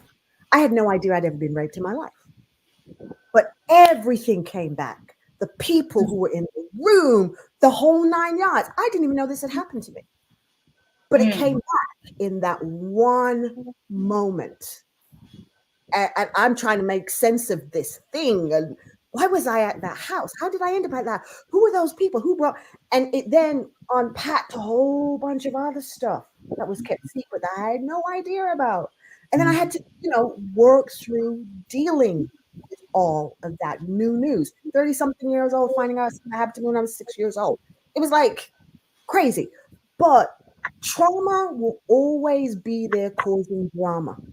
But as long as we're on this life, this thing called life, we're going to have to deal with these pieces as they come up and deal with them the best way you can with grace and forgiveness. The muscle of forgiveness is a muscle we have got to work on every angle, for Yeah. yourself, for others, for your family, and for all the people we think don't deserve it.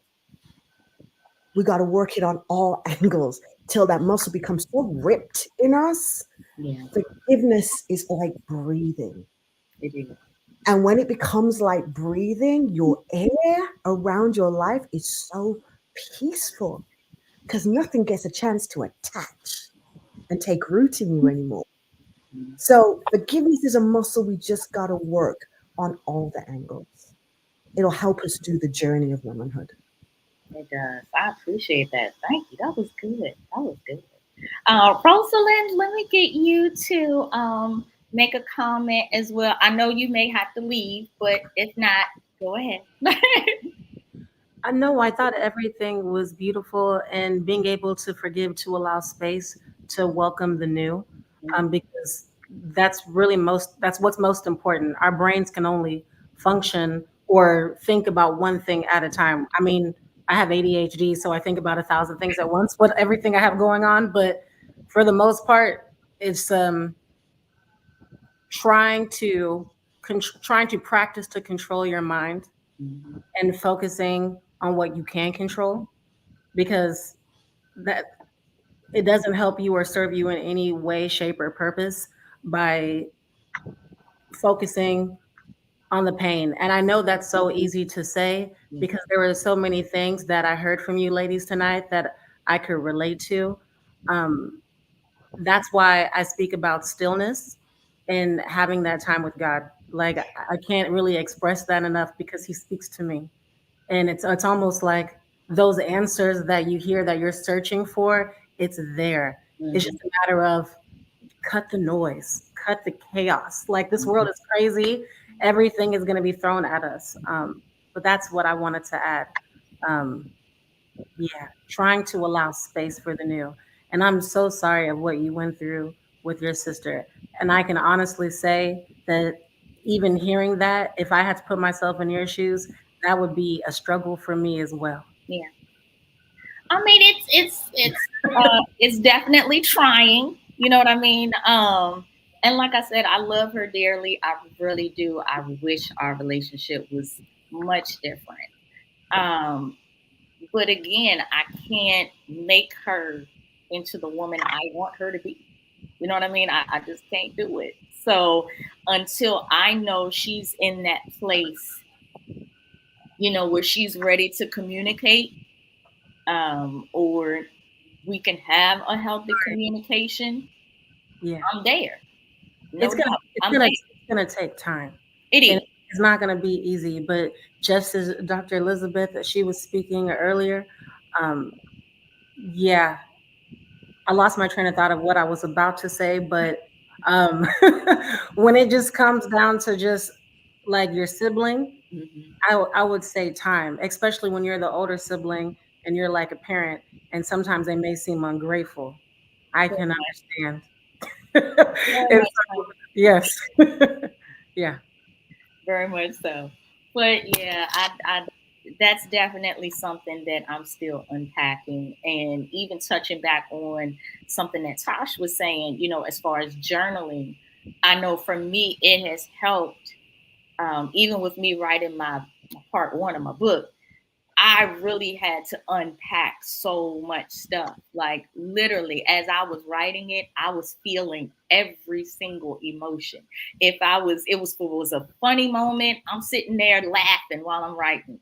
If it was a sad moment, I'm literally in tears because it was almost like I was bringing up all of these past emotions, but at the same time, I was releasing them. So it's like when I go back now and I talk about certain situations, or I bring up certain situations that were really painful for me, I don't attach the pain to it anymore. It's an experience. I lived through it, but I'm now in a place where I can talk about it, and I can talk freely about it without the emotional attachment to it. That to me lets me know that I've been able to release it properly. I've been able to heal from it properly. Um, so I know for me that was really, really helpful. Like I said, as far as me unpacking that baggage and me not being like the bag lady, I had to let some of those things go. That I'm telling you, that song is my life. That was my life. That was my life. You know, uh, it was my life, and I mean, just even the part where she was saying how, hold on, let me think. She said one day, he gonna say you're crowding my space.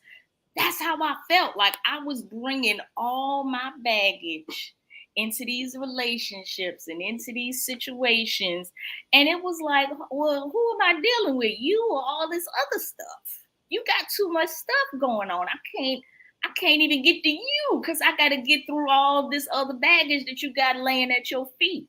You know what I mean? So yeah, I'm so glad I have released a lot. But yeah, when it comes to her, that's still a touchy situation, and I trust that God will work that out over time. I believe He will. Just keep sharing your story. I wanted to say that to you because you're in a safe space here. And so if you're around other people that seek nothing but the best for you truly, it's going to get easier. And just talking about it and seeing how other people work through theirs, because we all come together with unity, and then people can tell you how they sorted it. And so try not to hold things in. If there's a person that you can confide in, try to not hold it in if that's a person that you can trust, because that will help release. It does. Thank you. Thank you. I felt like this was going to be for everybody else, but it ended up being for me. So thank y'all. I just wanted to piggyback off what you said about your emotions in your journaling, because you allowed yourself to sit in that pain. You Yeah. allowed your emotions, and now you know how to manage and control your emotions. So when you speak about your experience, it doesn't bother you anymore. I'm not going to say it doesn't bother you, but it's an experience that you can share now because you've allowed yourself to get past it. Yeah, that's true. That is so true. Maria, did you have something you wanted to add or piggyback in there as well? Maria.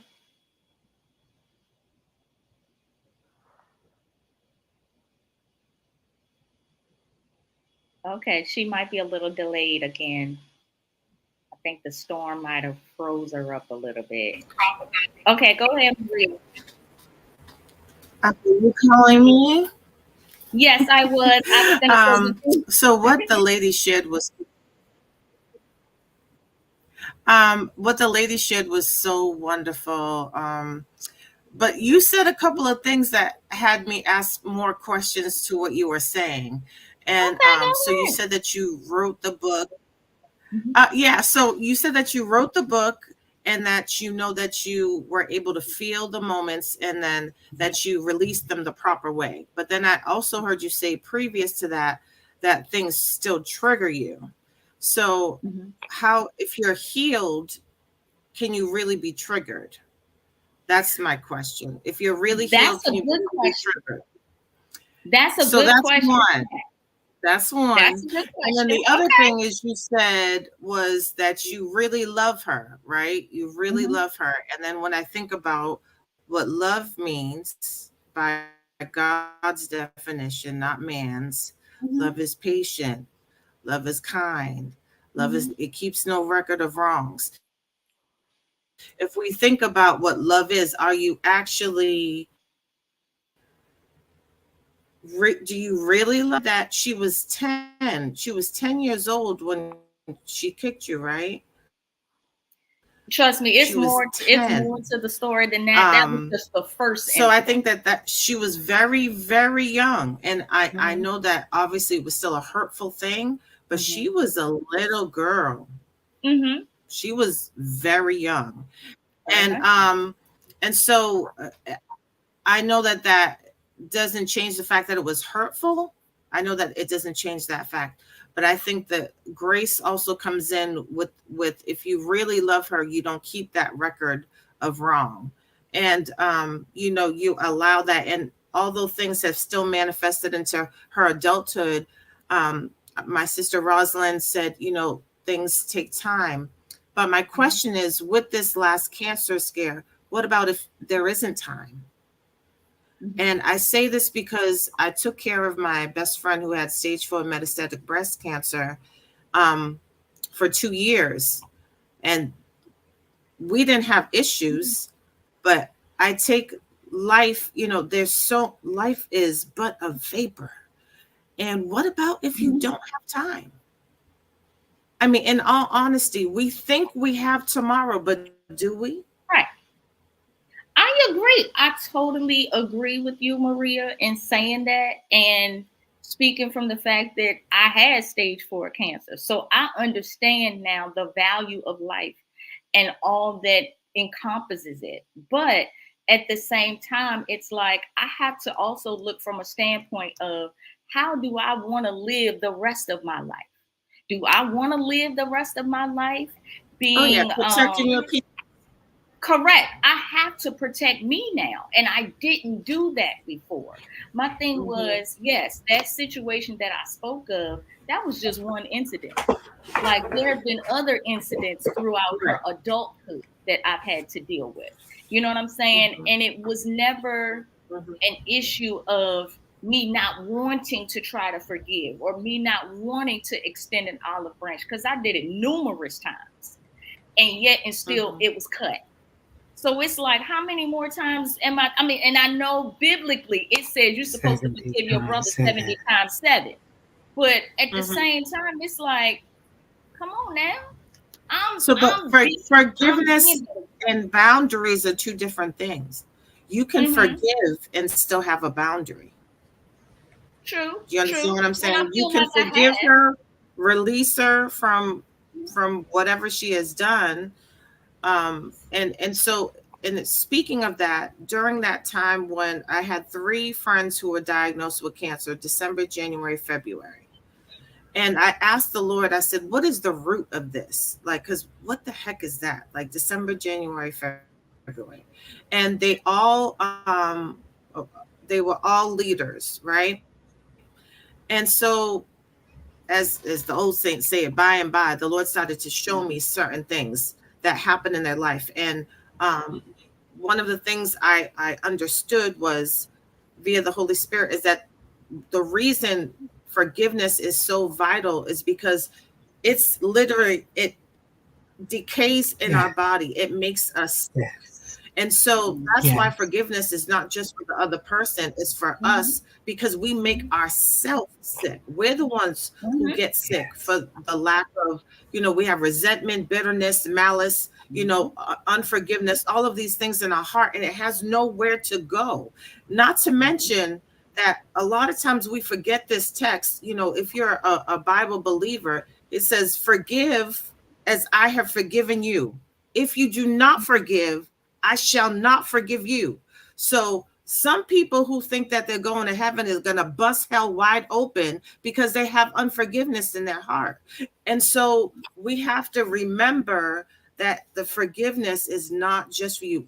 I absolutely have people that I have boundaries with, but I've forgiven them and I've released them. So I think that one of the key things is knowing that the two are not one and the same. You can absolutely set a boundary to protect your peace, because one things as women that we don't do sometimes, because we want to, you know, live in harmony and live peacefully and things of that nature, we just allow all types of things and negativity and people in our space. No, we don't have to do that. We can absolutely set boundaries for ourselves and protect our peace, whether it's in relationship, whether it's with family. We have to protect our peace, but we also need to be able to release and forgive and not allow that contamination to be seated in our heart. Love you. Shawan, Love you so much. Shawan, I Yeah. just wanted to chime in because there are, like, as I went through and am currently going through my healing process, because it's never ending. Correct. No one has absolutely arrived. I don't care what anybody says, Correct. right? It is a lie to even act like you have.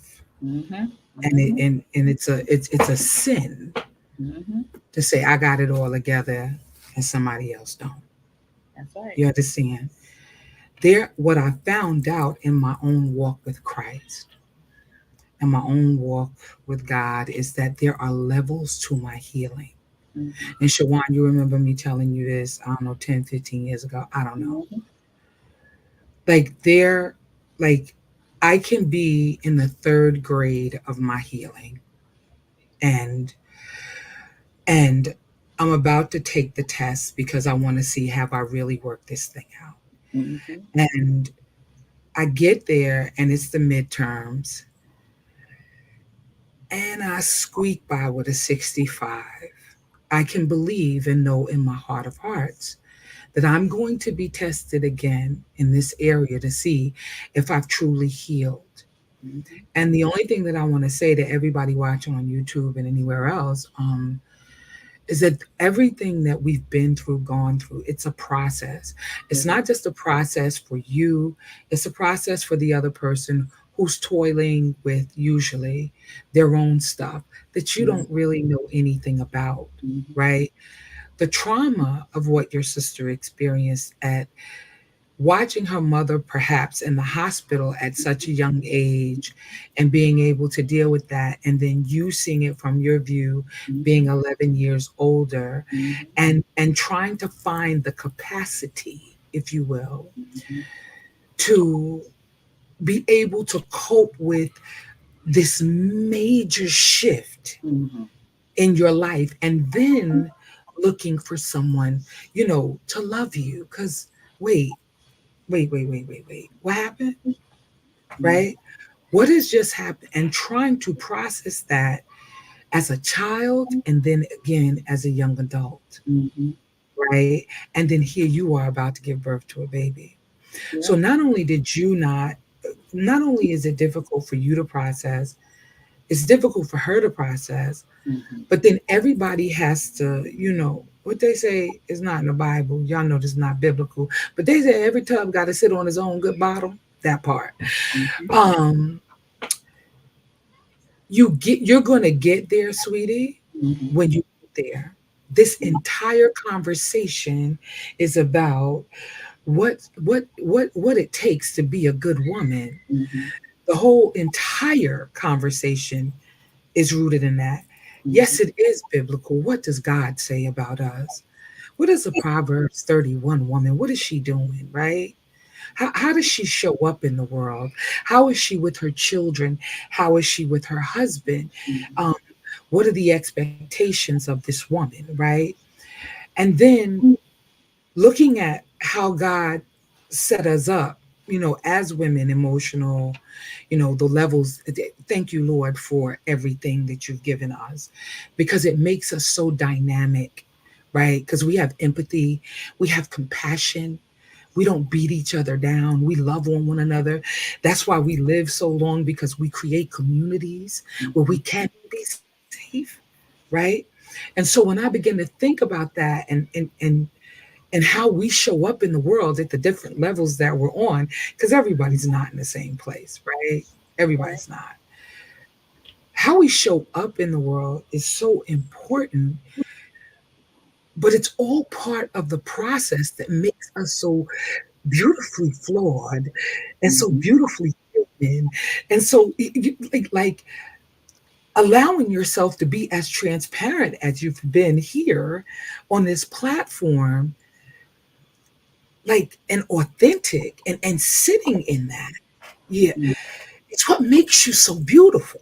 You see, there could be judgment tied to that, depending upon watches later on. Um, howsomever. What we're doing here in this environment, especially concerning what you shared, is just knowing that, as flawed as we are, all of us, there is so much beauty in our stories, how we show up, and where we come to in this world. Now, I don't tell people this. I am an evangelist. I don't tell nobody that. I don't tell anybody that. You know why? Because I sometimes do some things, and me, Shawan, and I say some things. I know the good word of God, and I often had to ask God. I said, God, are you sure? Because you know my mouth, and you know how I give it up.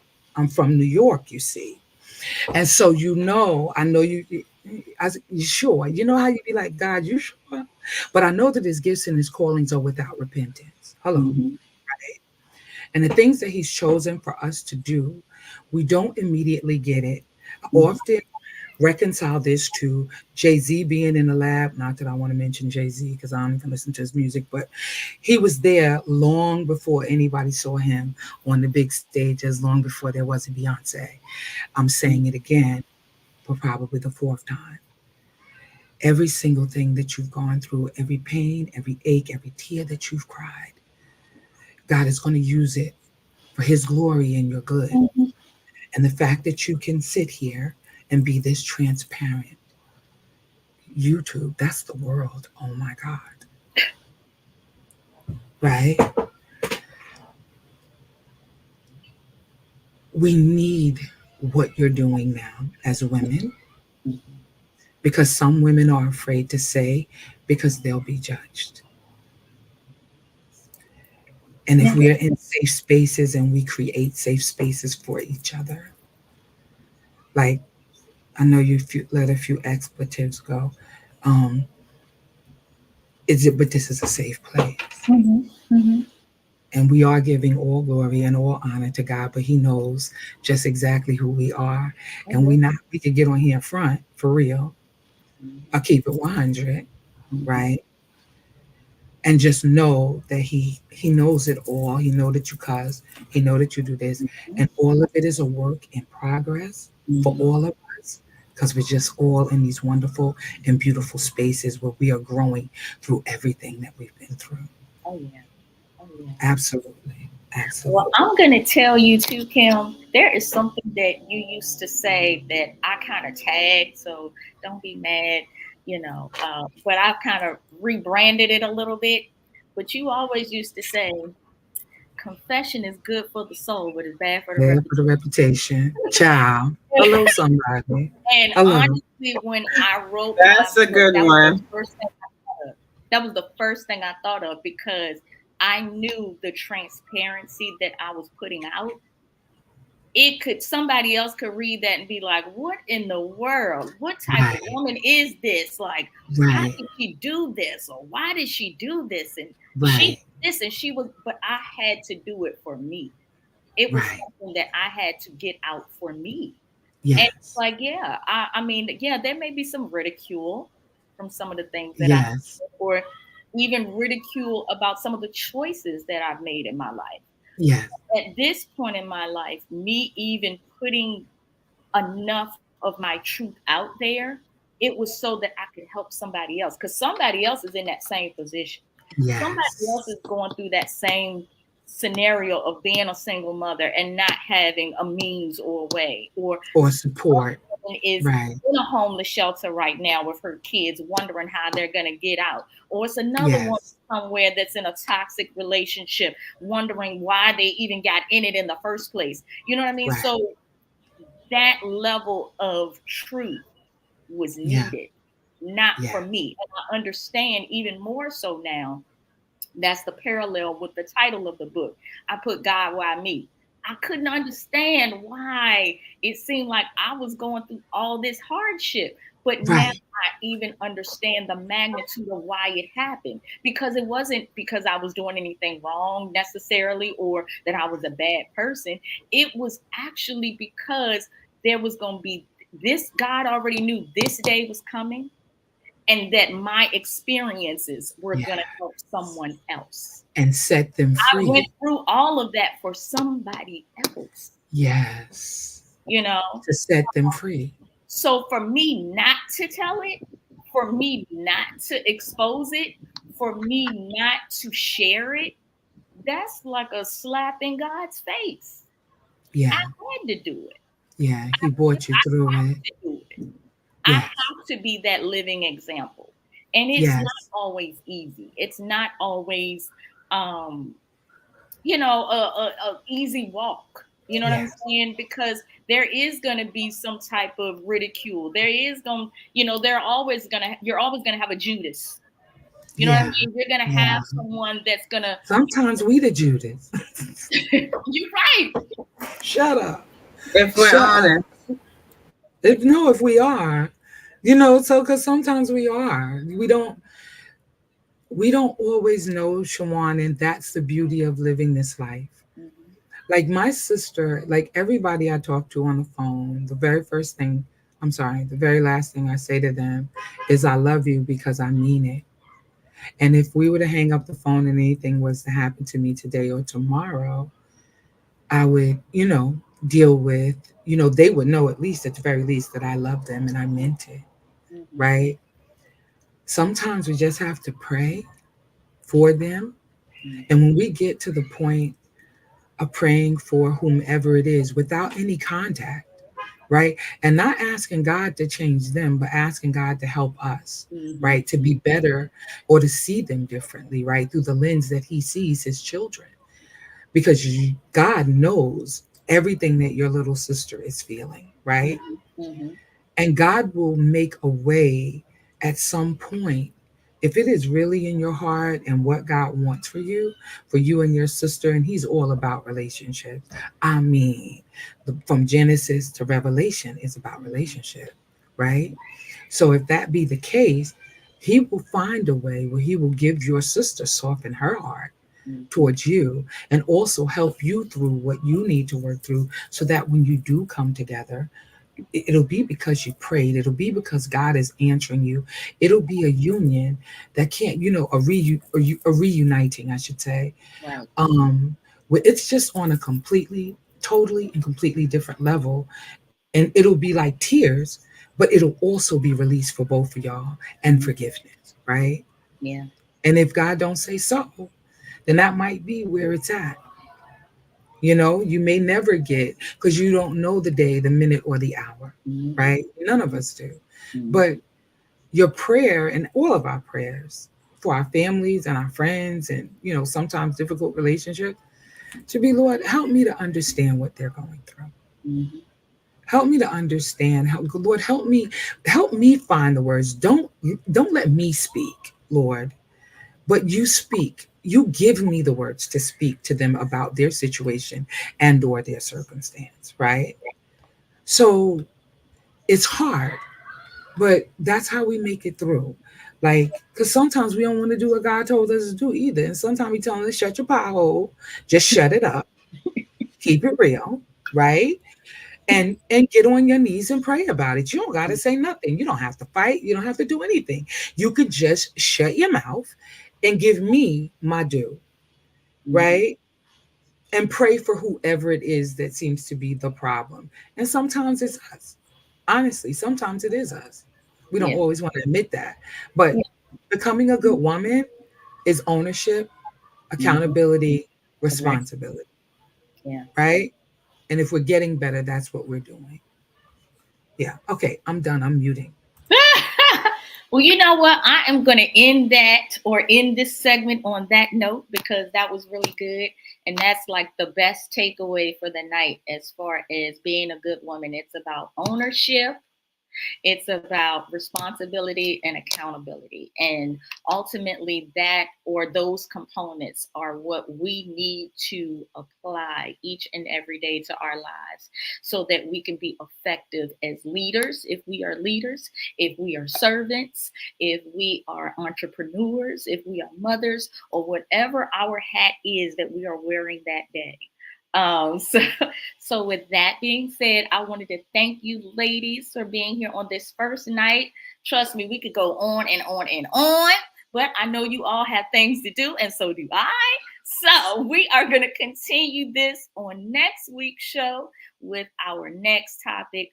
But thank you ladies again for gracing my stage. This has definitely been an honor, and I appreciate you all.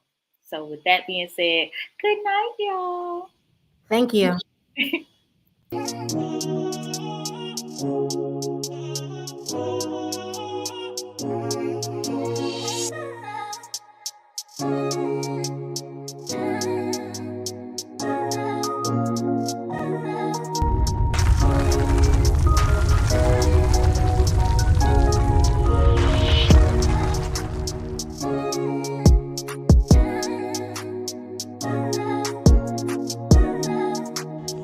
Find us on our social media page. Tune in for our next video. Make sure to like and subscribe. And don't forget to turn on post notifications so you won't miss out on any future episodes.